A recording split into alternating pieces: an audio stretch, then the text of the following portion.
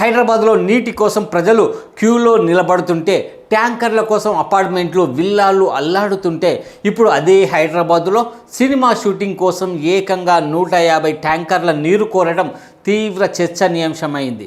మహేష్ బాబు, ప్రియాంక చోప్రా నటిస్తున్న ఎస్ఎస్ రాజమౌళి ప్రతిష్టాత్మక చిత్రం వారణాసి షూటింగ్ కోసం గగన్ పహాడ్లో ప్రత్యేకంగా నిర్మించిన వాటర్ సెట్కి భారీగా నీరు అవసరమైందంట.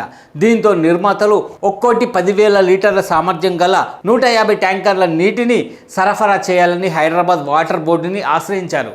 మొత్తం లక్షల లీటర్ల నీరు కేవలం షూటింగ్ కోసమే. కానీ ఇప్పటికే నగరంలో తీవ్ర నీటి కొరత నెలకొన్న వేళ ప్రజల అవసరాలే ముందని స్పష్టం చేసిన వాటర్ బోర్డు ఈ రిక్వెస్ట్ని తిరస్కరించినట్లు సమాచారం. ఒకవైపు తాగునీటి కోసం ప్రజలు ఇబ్బందులు, మరోవైపు వినోదం కోసం ఇంతటి నీటి వినియోగమా అనే ప్రశ్నలు ఇప్పుడు సోషల్ మీడియాలో హాట్ టాపిక్గా మారాయి.